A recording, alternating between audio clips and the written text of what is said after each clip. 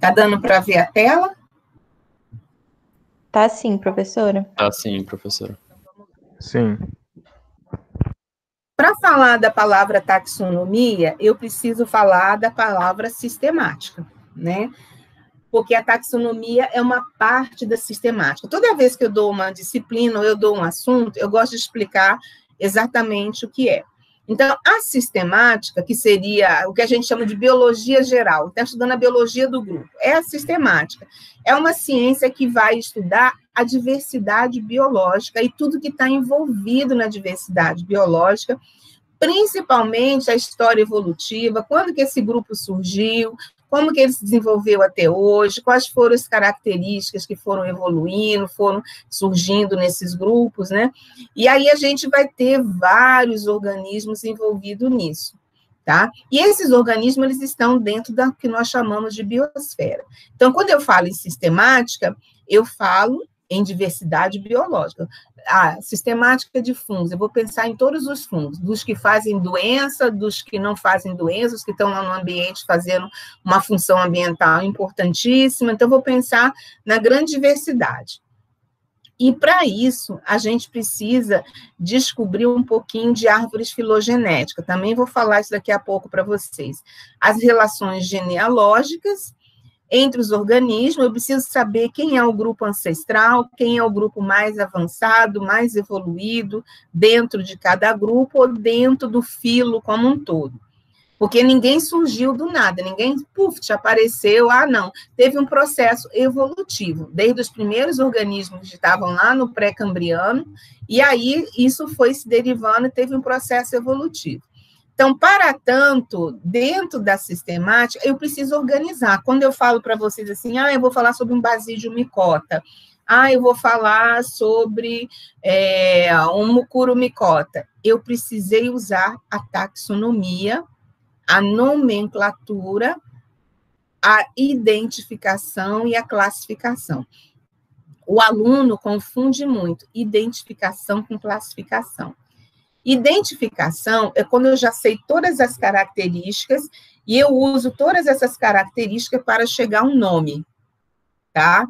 Classificação, eu usei todas as características, não cheguei a nenhum nome científico, não é gênero, não é espécie, eu vou ter que descrever esse gênero, essa espécie. Aí eu estou classificando quando o organismo for novo. Ou então eu encontrei um gênero ou uma espécie que eu acho que ele está no lugar errado, ele está numa família errada. Então, eu vou fazer um processo de reclassificação. No laboratório, a gente sempre identifica, porque a gente utiliza a chave, por características do material, a gente vai chegar a um gênero, tá? Quando se faz uma pesquisa científica muito específica, a gente vai para a classificação. Entendida a diferença de identificação para classificação? Sim ou não? Hello? Sim, professora. Entendeu, né? Sim. E agora, taxonomia para nomenclatura. Nomenclatura são as regras para quando você vai você vai dar nomes. Tem toda uma regra para você dar nome. E taxonomia, eu costumo dizer que ela é quase que o direito da sistemática. Onde estão as regras? Como é que faz isso? Como é que não faz aquilo? Então, se você...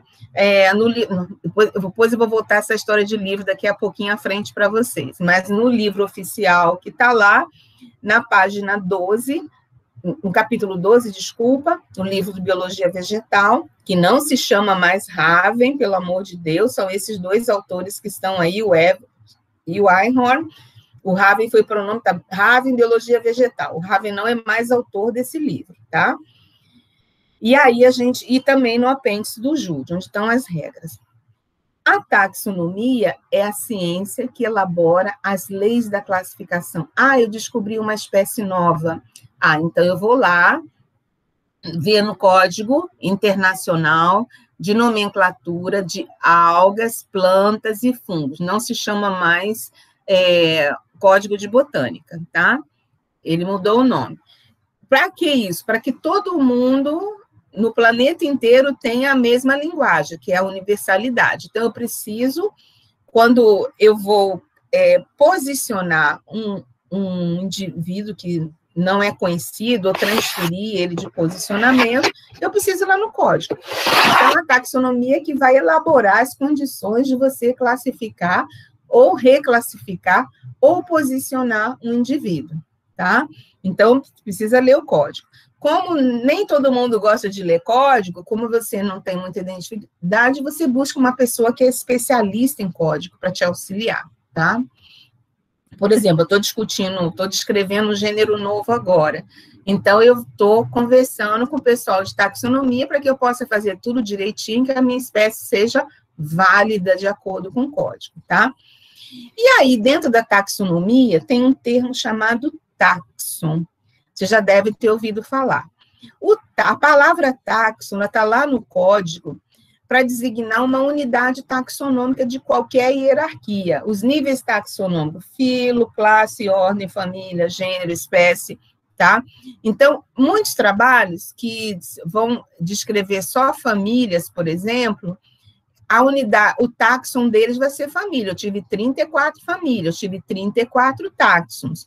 Um que vai descrever só gênero, a unidade táxon dele vai ser gênero. Encontrei 12 gêneros, encontrei 12 táxons. Você define no trabalho que você quer.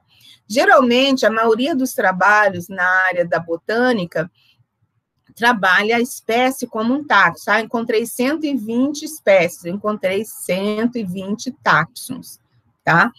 Então, essa palavra é uma palavra que às vezes confunde o aluno. Mas você tem que especificar qual é a sua unidade táxon. É família? É gênero? É espécie? Tem muita gente, por exemplo, na zoologia, que trabalha muito com famílias, tá? Na botânica, de um modo geral, o pessoal, mesmo que trabalhe com família, dentro da família, ele chega às espécies, ok? Então, geralmente, na área da botânica, na área de fungos, o táxon corresponde à espécie, mas você pode dizer o que você quer como unidade táxon. Tá? E aí a gente vai ver uma outra palavra que é arcaica beça, né, que a gente precisa se livrar dela, mas a gente não consegue se livrar porque acaba caindo sempre nela, que é a palavra criptógamos, que no conceito antigo os fungos estão dentro delas, porque os criptógamos são organismos fotossintéticos ou absorçores, os fungos são absorçores, com ausência de desenvolvimento. Aqui não precisa, porque o fungo não vai ter flor, tá? O fungo, ele vai ter corpos reprodutivos, ok? Então, o fungo, numa forma mais arcaica, está aqui dentro. Mas, de qualquer maneira, ele não tem tecido, ele é um organismo bastante simples, ele é um organismo de uni a multicelular também. Tá? Então, atualmente, esse é um termo, assim, que já é meio depressivo por conta da biologia molecular. Aí, agora, a gente vai para as literaturas recomendadas, né? O Herbert Einhorn, que eu já te falei que o Raven, que está aqui a fotinho dele, não é mais autor do livro, ele se aposentou, então o Herbert Einhorn fizeram a atualização dele e colocaram o nome do Raven no título, tá? 2014, somente, aqueles livros anteriores lá de biologia vegetal, esquece aquilo. E tem o Brzezinski, que é esse livro aqui, que ele é muito pesado, né, ele é muito detalhista. Em algum momento eu vou tentar, alguns grupos poucos conhecidos, a gente vai tentar conversar via ele, tá? Mas ele é um livro, assim, que para o curso, o tipo do curso que nós damos, ele é muito pesado para vocês, mas ele é um livro de grande saber. Eu acho ele 1000 vezes melhor do que o biologia vegetal. Aí você vai falar assim, biologia vegetal, por que os fungos estão aqui dentro? Porque eles estão dentro do Código Internacional de Algas, Plantas e Fungos. Os fungos são regidos pela área da botânica. Então, todo o livro de botânica geral vai apresentar um pouquinho de fungos.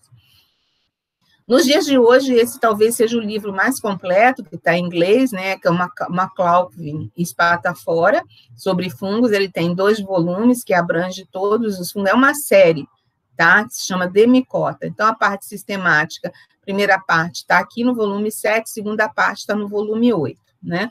Então, se você quer estudar fungos, quer detalhar bastante, quer conhecer, esse é um livro ótimo, tá? Nós temos os 2 livros do Dr. Jair Putz e sua esposa, que é O Reino dos Fungos. Ele usa uma classificação diferente aqui, mas tem alguns textos que são bem interessantes, tá? Que dá para a gente utilizar também. E esse livro eu vou ter mais facilidade de mandar PDF, porque o Dr. Jair já autorizou a gente utilizar os livros, parte dos livros, porque os outros livros a gente tem problema. Quando a gente chegar na parte dos cogumelos, a gente vai tentar exercitar. Esse é um livro que ele também distribuiu na Semana de Biologia de 2018. Ele deu, acho que uns 30 livros desses para os alunos de graça. Esse livro também está em PDF, a gente pode utilizar. E o segundo volume está para sair o terceiro também, que ele permitiu a gente usar, mas isso aí se a gente tivesse no laboratório. Tanto esse aqui quanto esse aqui, se a gente tivesse no laboratório, a gente iria utilizar as chaves. Virtual fica difícil, mas eu posso disponibilizar o livro para vocês, porque ele autorizou, tá? Tem esse glossário, tá? Se você tiver dúvida de qualquer palavra de fungo, não entendi termo tal, não entendi termo tal, você tem o glossário de Guerreiro e Silveira 2003, é um glossário ilustrado, que é muito interessante. E tem esse livrinho aqui que ele é antigo, mas ele tem chaves para fungos aquáticos. Também, se a gente tivesse em aula prática, ele seria interessante também, tá? E, por último, eu gosto muito desse livro que é antigo, a autora até já me autorizou, porque ele não se vende mais, ela me autorizou a fazer um PDF dele, mas eu não consegui alguém que... Eu tenho algumas partes que não ficaram boas, mas eu posso encaminhar para vocês. Os nomes ainda tão antigos, né? Deuteromiceto nem existe mais, há mais de 20 anos, né? Zigomiceto também já mudou o nome, agora é Mucurumicota, e a maioria dos deuteromicetos são Ascomicota, tá? Mas ele é um livro interessante, porque além dele falar um pouquinho desses 3 grupos, ele fala das aplicações biotecnológicas, né? É o único livro que vai reunir, sem ser aquelas aplicações muito voltadas para a saúde, ok? E aí ele tem umas informações bastante interessantes. E o livro de Licken, que é o Biologia de Licken, que ele é muito bom esse livro, ele vai desde a parte de taxonomia, chave de identificação, aplicação biotecnológica, é um livro muito bom também, tá? Que é o livro do Xavier Filho, né, e colaboradores, que são livros, assim, muito bons. Então, a parte de Licken, basicamente, é aqui, mas na parte de Licken, eu tenho uma literatura para vocês autorizada pelo doutor Spielman. Aí a gente chega em tempo remoto, como fica essa bibliografia, tá? A bibliografia fica um terror, porque a gente já viu que tudo que a gente fizer, se não tiver autorização, a gente está fadado a ser processado. Então, eu já indiquei os livros para vocês, e os livros que eu posso tirar cópia para anexar para vocês, tem alguns livros que a gente pode ver. Então, como estudar a disciplina? Tem algum... É por isso que eu botei bastante link que eu vou apresentando a vocês em cada aula. Tem as aulas da USP, que é muito pequena, porque fungo lá é dado com animal, e a gente vai ver por que isso. E aí a gente precisa observar esse tipo de organização. Aí eu estou meio assim, entendeu? Meio coringa, procurando quem vai me passar, quem vai me autorizar a passar alguns livros para vocês, ou então alguns trechos de livro para vocês, porque eu também não quero que você fique indo à biblioteca, saia do seu bairro para ir lá, porque esse período de contaminação é uma coisa seríssima. E o doutor Edivar pediu que a biblioteca vai estar aberta, mas pediu que o mínimo possível de circulação dos alunos na cidade, por causa de ônibus e contaminação. Então, se eu não enlouquecer esse ano, eu não enlouqueço nunca mais, porque a gente dá um curso que a gente tem que ficar garimpando a bibliografia, ela é meio complicada. Vamos começar a explicar o que é um fungo. Essas disciplinas que são básicas, ela tem que fornecer informação geral para depois você passar para a parte aplicada, para a ecologia, para a biotecnologia, etc. Então, a nossa disciplina ela vai explicar mais ou menos isso. Então, aquele conceito de ensino médio errôneo de 5 reinos, isso não existe desde 1990, que quando o Voes, que é essa figura que está aí, apareceu e começou a estudar a partir do DNA, e ele observou que, na realidade, existem 3 domínios onde os seres vivos estão inseridos. O domínio bactéria, o domínio arqueia e o domínio eucária. O que faz com que os seres vivos fiquem distribuídos nesse domínio? Primeiro, a membrana plasmática, e segundo, o peso do rRNA ribossomial. O RNA ribossomial, que é o rRNA, tá? Então, eu, você, o fungo, a barata, todos nós temos a mesma membrana plasmática. E nós vamos estar em eucária. E uma outra coisa que é importante, nós temos células organizadas com organelas. Então, nós somos eucariontes. A bactéria e a arqueia são procariontes, tá? E nós vamos ter a diferença entre elas, a membrana plasmática.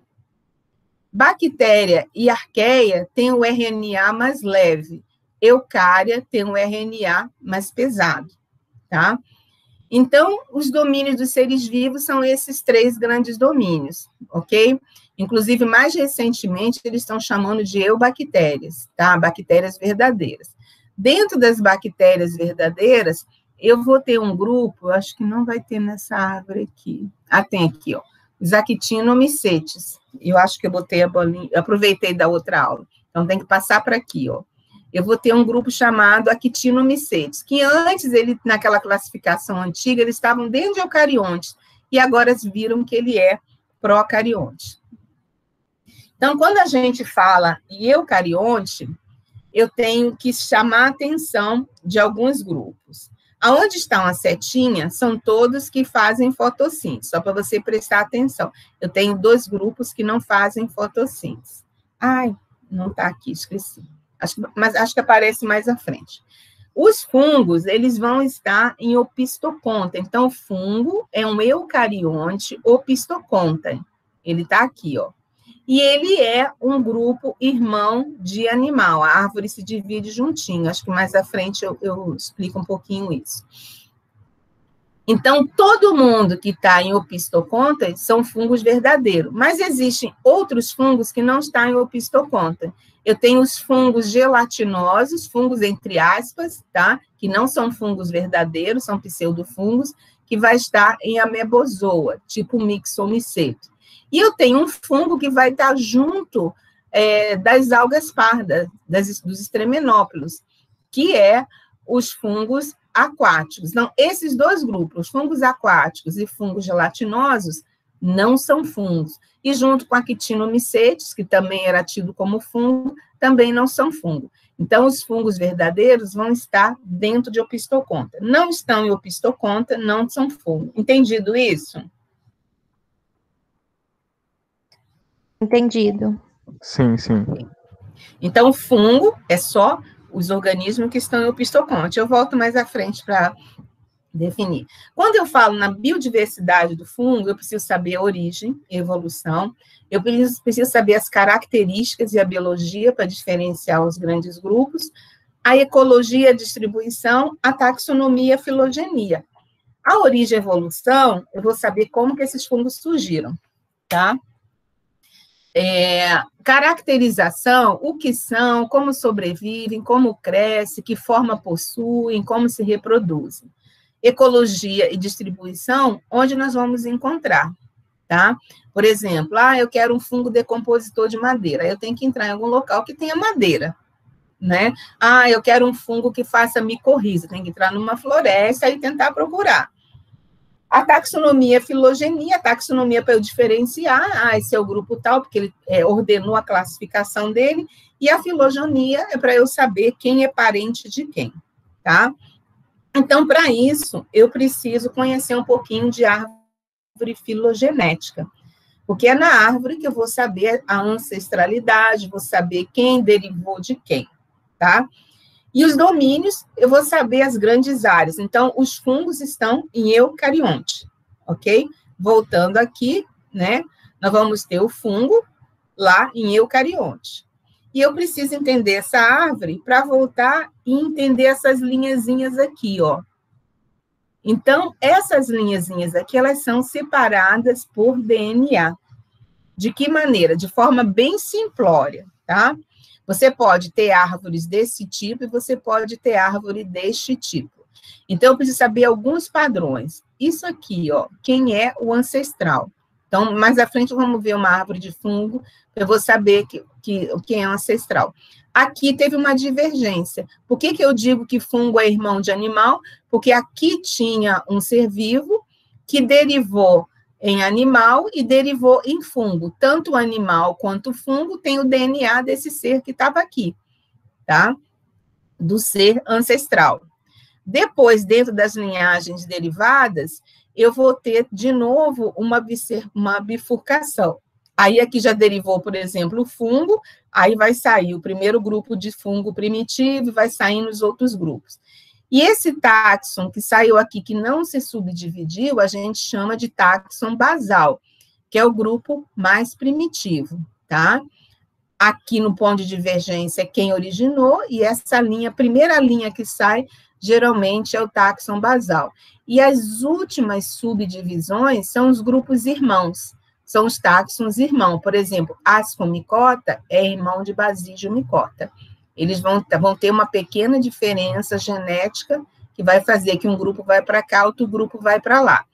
Quando sai 3 ou mais linhas, a gente fala que é uma politomia, e aí a gente precisa saber se isso ainda não foi detalhado pelos estudos de biologia molecular, ou então se realmente eles são 3 grupos que têm um único ancestral, tá?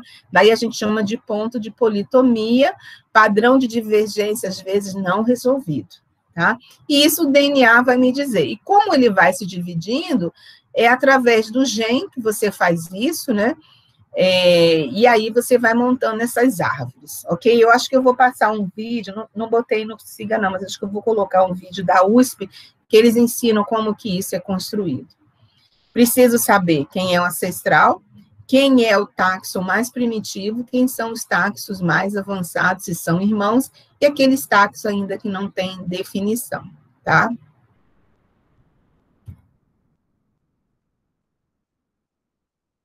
Vamos lá. Aqui.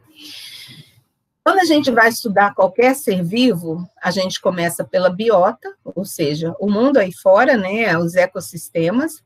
Dentro das biotas eu vou ter os domínios, dentro dos domínios eu vou ter as linhagens. Por exemplo, a gente sabe que o fungo é de Opisthoconta, a planta é de Archaeplastida, tá? Da linhagem Archaeplastida, então vamos ter várias linhagens. O reino, nós vamos ter aqui, por exemplo, o fungo, reino fungi ou fungos, né, traduzindo. O filodivisão sempre vai terminar com a palavra micota, classe vai terminar com a palavra micetes, ordem com a palavra alis, família com a palavra as. Gênero e espécie tem regras específicas, tá? A nossa disciplina, ela sempre vai abordar ou classes ou filos, tá? Para a gente poder falar. E no meio do caminho, aí ainda tem o subfilo, que termina com a palavra micotina. Então, quando você vê alguma classificação de fungos, você vai ter tudo isso aqui. Essa página aqui da internet, se chama Taxonomicon, ela geralmente apresenta classificação dos organismos vivos. Para as algas, a gente não usa muito, porque a gente tem uma página específica, mas mesmo assim elas estão lá também. Então, você entra na página, você identificou no laboratório um gênero, aí você entra aqui na página, ela vai te dar toda a classificação existente desse gênero, fundamentado na biologia molecular. Eu entrei aqui com o gênero Agaricus. O que é o gênero Agaricus? O cogumelo que você faz, o champignon, que você faz lá a sua comida lá com ele, tá? E aí nós podemos ver a família, a ordem, a classe, o subfilo, o sub-reino, o reino, tá? A linhagem, o pistoconta, e o domínio, que é o cariota. Então, hoje em dia, isso aqui é uma coisa extremamente fácil. Se você só jogar o gênero lá, ele vai te dar todo o posicionamento. Esse meio do caminho aqui você esquece, tá? Isso aqui é muita loucura. Então, você vai domínio, linhagem, reino, para baixo, que aí você tem como classificar. Então, na aula prática, a gente fazia o exercício de identificar os gêneros e vinha aqui e via toda a classificação, tá? Então, essa aqui a gente pode usar para plantas também, que está bem interessante, para fungos, né? Que está bem interessante também. É uma classificação mais interessante, tá? Aí eu vou voltar de novo o que é criptógamos, né? E os fungos lá envolvidos. Então, cianobactéria, até as algas, depois as plantas avasculares, as plantas com vasos condutores sem flores e os fungos. Por isso que eu falei que é um conceito arcaico, mas isso aqui engloba ainda o Código Internacional, tá? Por que os fungos são estudados na botânica? Eu já comentei isso, por causa que eles são regidos pelo código, tá? Junto com as plantas, junto com as algas. Então, e também com as bactérias, actinomycete, e com aqueles outros fungos que não são fungos, os fungos gelatinosos e os fungos aquáticos, ok? Então, é uma organização artificial do fungo. Esse código precisaria que fungo saísse dele, que algas saísse dele, para que pudesse ficar independente, mas eles não conseguem fazer essa separação, muita loucura. Tá? Então, por isso que eles são estudados na botânica, a legislação. Evolutivamente, ele está junto da ecologia. Outro conceito caquético, tá? O Archibald e o Simpson e Slamovich, eles fizeram a nova edição do livro The Handbook of Protasta, né? Que em 2017. Por quê? Porque ele manteve o nome da obra, porque é uma obra histórica, tá? Só que a palavra protista não é um grupo taxonômico, tá? É um grupo bem artificial, eles deixam isso bem claro lá no livro. Eles são organismos primitivos, fotossintético ou não. Então, protista é um saco de gato, onde eu tenho os organismos primitivos. Em protista se inclui algas, fungos, né, micróbios de mais diferentes tipos, e aí a gente precisa saber que o genoma evolucionário e a biologia molecular, ela mostra que esses grupos, eles são grupos independentes. Então, neste livro, você vai ter todo mundo que antigamente era chamado de protista. Então, você esquece essa palavra, que será lá dos 5 reinos do Itaca, de 1968, nós estamos no século XXI, desapega dessa palavra. Qualquer livro que você veja escrito, protista, Monera, meu filho, joga esse livro fora, tá? Ou então você aproveita o texto e descarta o resto, que a classificação não é mais isso. Então, esse aqui é do Biologia Vegetal, né, as 7 linhagens. De novo, os fungos são Opisthocontae, originado pelas nucleárias, tá? E aí nós vamos observar que ele é uma outra classificação. Por que é importante a biodiversidade de fungos? Porque a partir da biodiversidade, a gente vai descobrir uma série de aplicabilidade para o ser humano e para o ambiente também, tá? Então, nós vamos ter fungos que vão ser importantes dentro dos ecossistemas, que vão contribuir economicamente, vão ser importantes científicas, não só pela identificação de novas espécies, mas também por identificação são novas espécies e também por identificação de substância. O fungo tem muitas substâncias e a gente vai saber por que essas substâncias são importantes, tá? É o segundo maior grupo de organismos absorçores, só perde para os insetos, ok? E o que a gente precisa saber? Qual é a função ambiental dos fungos, tá? Isso é muito importante a gente saber. A gente sabe que eles não vão ser produtores tá? Eles não vão ser consumidores, eles vão ser o quê? Decompositores. Sem decomposição, o ciclo do nitrogênio, fósforo e carbono não existe. Nitrogênio a gente usa para fazer aminoácido, fósforo para fazer os transportes internos na célula da molécula, e carbono junto com os aminoácidos para construir o corpo dos indivíduos. Então, a grande importância do fungo no ambiente se chama reciclagem. A segunda grande importância seria a interatividade no subsolo, aonde você tem, mas nós vamos ver algumas coisas durante a nossa aula, sobre a importância ambiental desses fungos do mundo subterrâneo, que quase a gente não conhece, ok? Então, os fungos, eles são decompositores, recicladores. Imagina se uma árvore cai na floresta, se ela não é reciclada. A gente ia ter vários montes daqui a pouquinho não tinha como germinar e não ia ter nutriente para essa árvore se desenvolver. Existem mais grupos, tá? Mas os maiores falsos fungos, que mais conhecidos, são actinomiceto, mixomiceto, que são os fungos gelatinosos, né? Eles são plasmódios gigantes que se deslocam. Ali, o ano passado, a gente achou 4 mixomicetos no outro ano, 2019. 4 mixomicetos ali no bosque também, que ele gosta das mesmas características que o fungo gosta. E o omicete, que está dentro de um grupo que é chamado de fungo aquático, que ele faz, isso aqui uma semente que caiu dentro d'água, o fungo começou a crescer e começou a decompor essa semente. Na realidade, ele não é fungo, porque o omicete é irmão das algas pardas marinhas. O DNA falou isso. E a actinomicete, que é um grupo que causa problema para a saúde humana, tá? Que vocês devem ver lá com o pessoal do IPTEST, quem já fez a disciplina ou vai fazer, que também está dentro dos grupos que eram chamados de aquático. E tem um fungo verdadeiro também, que também vive na água, tá? Então, esses são os 3 grupos que nós não vamos comentar na nossa disciplina, mas eu estou informando para vocês. E as linhagens deles foram diferenciados pelo DNA, ok? Não tem DNA denucleário, então não é fungo, tá? Então, nós vamos ter, em amebozoa, os fungos gelatinosos, mixomicetos e outros, tem outros grupos, tá?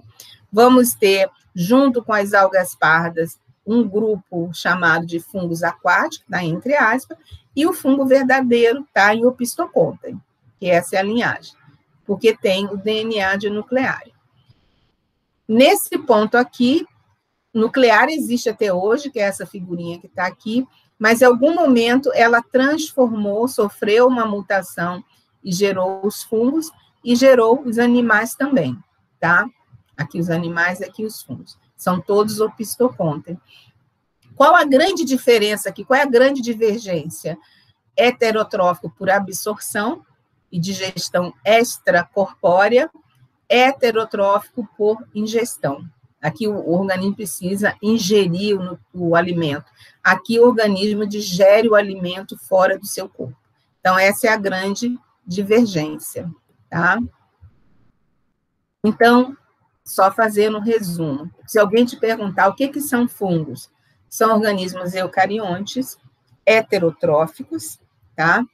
Com digestão extracorpórea, por isso que eles são absorçores, que eles digerem tudo fora do corpo, tem uma ilustração um pouquinho à frente, e absorve só o que ele quer, os resíduos ficam fora do corpo. O animal ingere, absorve o que ele quer e elimina o resíduo, né, como fezes ou excrementos ou qualquer outra coisa assim. Então, ele é bem especializado nisso.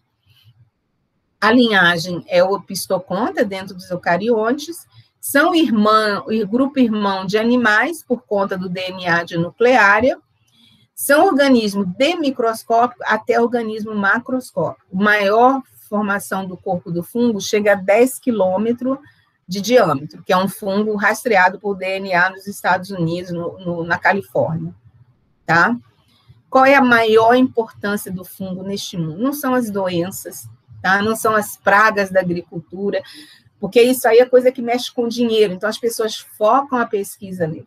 A maior importância desse fungo é fazer reciclagem de orgânicos, de matéria orgânicas no subterrâneo do solo e de decomposição de partes orgânicas fora. E no meio do caminho, é claro que eu vou ter os parasitas, né, e vou ter os simbiontes. Os parasitas ocasionando doenças na planta, nos animais e no homem, e as simbioses, grande favorecimento na natureza. E uma outra grande sacada dos fungos são as micorrizas. A gente vai ter uma aula específica sobre micorriza. Hoje em dia, se você for preservar um ambiente, se você não preservar a micorriza, você não consegue conservar um ambiente. Esse negócio de abraçar árvores sozinho na esquina, vamos salvar o meio ambiente, é só lúdico, tá? Você precisa salvar as micorrizas. E eu vou explicar isso mais à frente por quê. A forma de nutrição são saprófitos, parasitas, mutualistas e predadores. Tem fungo que enforca verme no subsolo, tá? Então, nós vamos observar que dentro dos parasitas, a gente tem, ele colocou aqui o exemplo da Candida albicans, para dar um exemplo de um parasita humano, né, animal, e nas plantas, ferrugem. Na época da chuva aqui, que está no estado agrícola, o pessoal fica desesperado. Ferrugem da soja, ferrugem do café, a gente vai vendo. E os mutualistas, a gente tem os líquens e as micorrizas. São 2 aulas que a gente vai voltar aqui. Ferrugem também, a gente volta também, essas aulas, tá? Vou passar numa para ficar mais rápido. Os fungos, cuja grande função é ser decompositor, ele vai interagindo, ele vai se transformando em decompor material morto, ele vai especializando em buscar carbono, nitrogênio e fósforo na queratina, ou seja, na sua pele que tem queratina, ele vai atrás. Ele pode ser simbiótico, formando as micorrizas, os líquens, ainda tem outros simbioses com outros animais.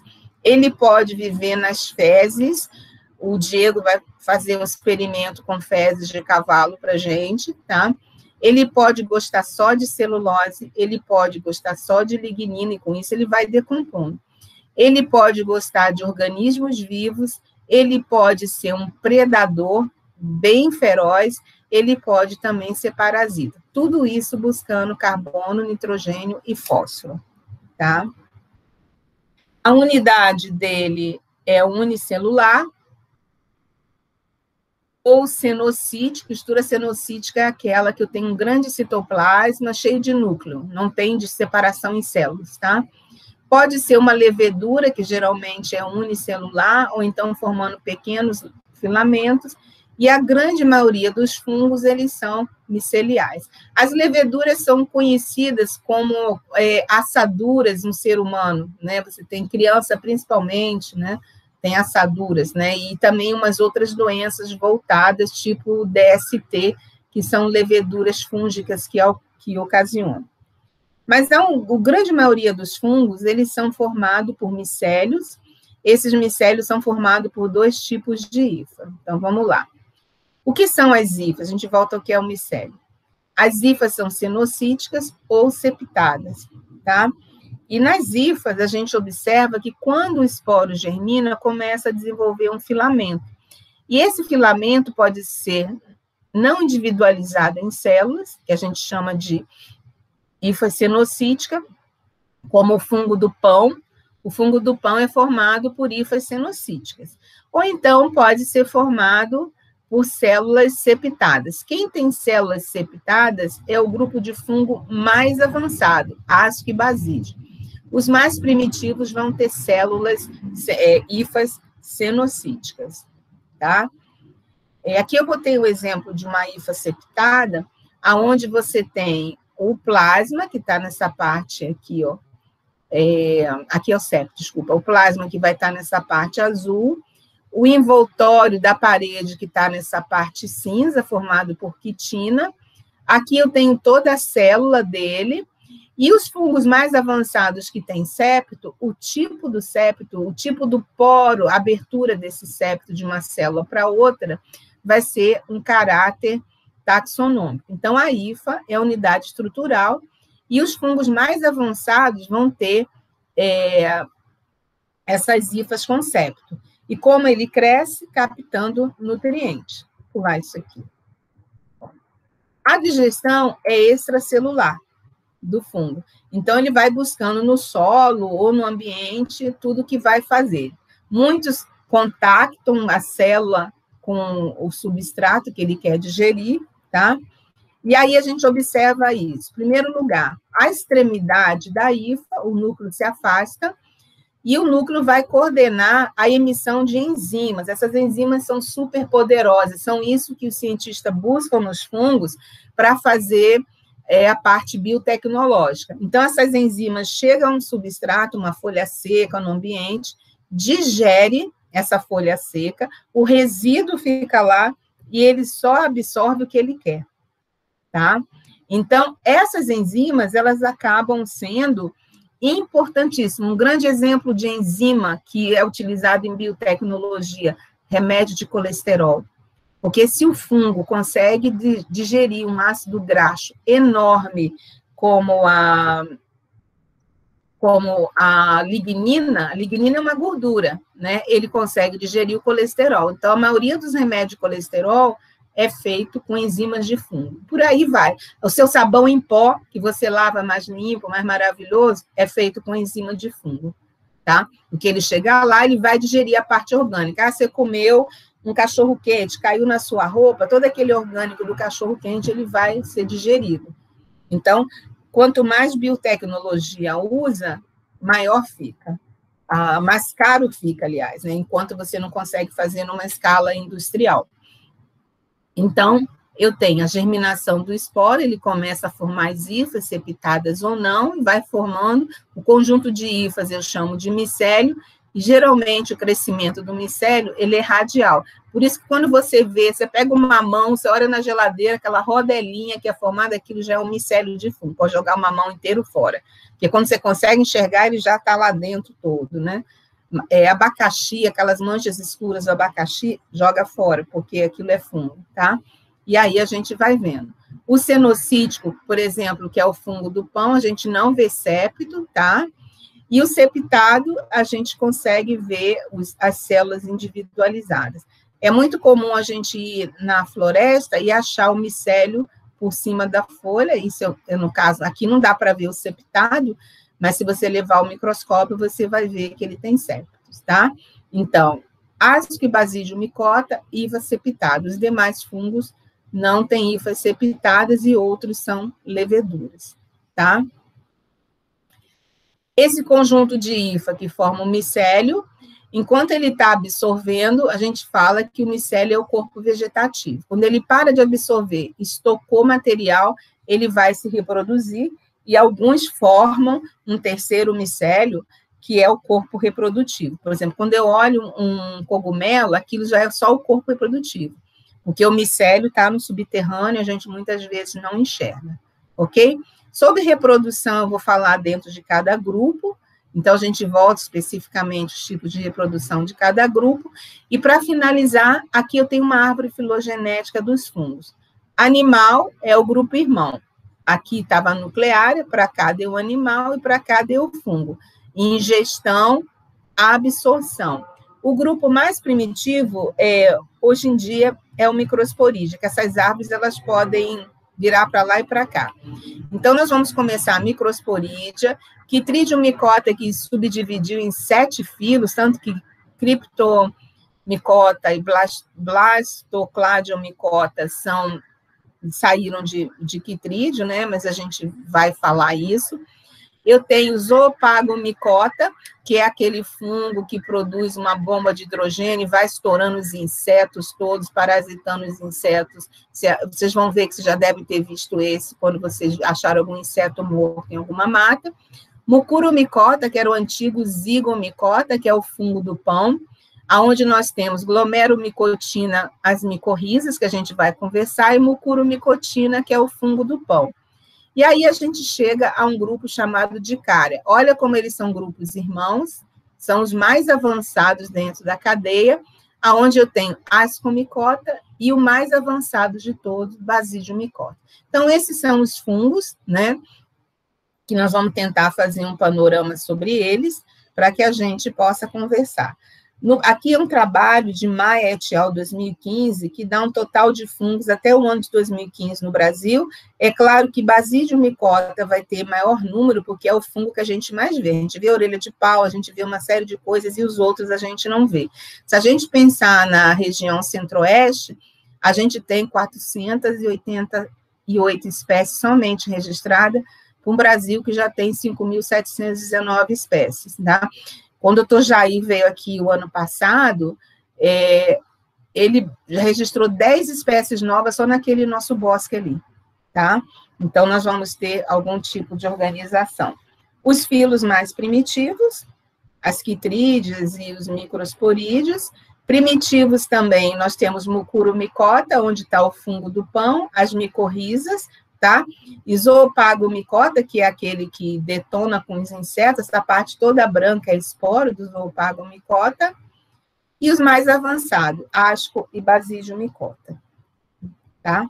Então, concluindo, fungo é o segundo grupo, passou um pouquinho do tempo, gente, é o segundo maior grupo de seres vivos, são organismos eucariontes ou pistocontes, são grupo irmão de animal, ocorre em todos os ambientes terrestres, aéreos e aquáticos. A grande função na natureza é decomposição, simbiose, e com isso a gente tem ciclagem e distribuição de nutrientes, problemas, parasitismos e pragas, tá? E os alucinógenos, que também são bem problemas. Benefícios, tem uma gama de benefícios, principalmente biotecnológicos, ok? A taxonomia é o agrupamento de acordo com o código, ajuda a gente a diferenciar, saber quem é parente de quem, a gente vai precisar da filogenia, que vai contar toda a história a partir do seu DNA. Ok? Foi meio rápido agora no final, mas eu queria saber se vocês têm alguma dúvida. Se vocês têm alguma dúvida... Perfeito. Professora, então, todo fungo que ter um corpo reprodutivo, por exemplo, um cogumelo, macroscópio seria Basidium micota, então? Não necessariamente, porque a ascomicota tem corpo... O problema do ascomicota é que ele cresce dentro do solo. Já ouviu falar de trufa? Não a de chocolate. Sim. A trufa, outra. É um corpo reprodutivo de Basidium micota, e ele é bem macroscópico, só que ele é subterrâneo.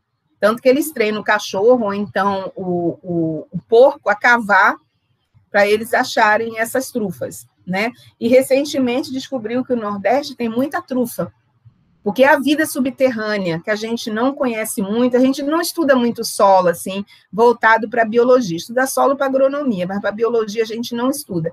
E no subterrâneo das florestas, nos solos, a gente tem muito fungo ali interagindo para que as árvores possam crescer. Tá? A gente, quando chegar em asco, a gente vai conversar. Porque o ascomicota é chamado de exógenos, né? E o basídio, desculpa, ele é exógeno. E o asco, ele é endógeno, né? Ele cresce subterraneamente.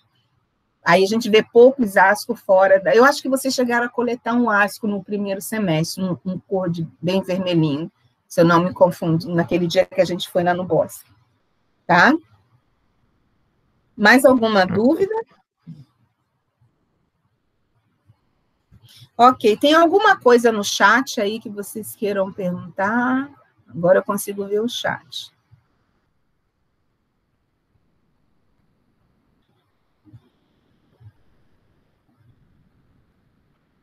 Não, mas aí tá tranquilo. A chuva geralmente... tá, tô falando da internet aqui. Não, agora não vai chover não, gente, só lá para novembro, pelo amor de Deus. A Keliane, sobre a frequência, se houver problema com a internet, na hora da aula, então a pessoa entra em contato comigo, tá? E quem está com internet de baixa resolução, me manda um e-mail, me manda seu endereço, com seu nome e matrícula, pelo e-mail institucional, que eu vou encaminhar para a Prograde providenciar isso, tá? Que esse foi o compromisso que o doutor Edivar fez, e ele é muito sério nos compromissos que ele faz. Inclusive, na semana passada, na reunião da Prograde, a Prograde deixou isso bem claro, tá? Se você tiver algum problema, de conexão, é só encaminhar o e-mail, o professor encaminha para tentar resolver o mais rápido possível, tá? E se a internet cair, a minha não caindo, você tem a aula gravada, ok? E assim como a prática, na medida que você entrega as atividades, eu estou fazendo, vou fazer a sua frequência, aí tem uma obra da prefeitura aqui bem na porta da minha casa, de vez em quando passa um caminhão, como está passando agora, coisas da vida remota, né? E aí a gente vai providenciar. Então, vamos tentar, assim, o máximo possível. Não entendeu? Por favor, fale comigo, tá? Pode interromper a aula na hora que você quiser, você pode fazer do jeito que você sentir mais confortável, tá? E aí você pode fazer as perguntas, né, que você estiver entendendo. Hoje eu dei uma característica geral. Então, semana que vem, a gente começa com os grupos mais primitivos, microsporídeos e quitrídeas. Né? A quitrídeas são aquelas que causam doença nos sapos. Né? E microsporídeo, infelizmente, causa doença no homem e no peixe. Só que o povo só estuda a doença no homem. Tem muita pouca informação de doenças em peixes. Né? Mas a gente precisa ir aprendendo esses fungos e divulgando, né? Quem quiser se interessar depois, quiser fazer um estágio com o doutor Jair lá no Sul, ele é super receptivo, tá? E aí vocês podem passar uma temporada lá com ele, como um todo. Eu deixei algumas páginas da internet e alguns links para vocês no plano de ensino, que vocês podem ir acessando aos poucos. Algumas delas eu vou colocando devagar dentro da aula, e, de repente, eu estou fazendo... buscando bastante informação sobre isso. Então, eu vou fazer a chamada agora, que é aquela chamadinha da frequência, né, que eu falei. Professora, quem não tiver nenhum... Sim, vai. A Giovana perguntou no chat onde que as aulas gravadas vão ser disponibilizadas. No e-mail. Porque você não entrou no link pela universidade, a universidade vai te enviar um e-mail com essa aula gravada. E eu vou, também, quando chega no meu e-mail, encaminho para vocês também. Tá? Tá bem, então. Obrigado. O SIGA fica muito pesado, às vezes, para a gente colocar, ok? Eu vou encerrar essa gravação agora. Aí ela vai gerar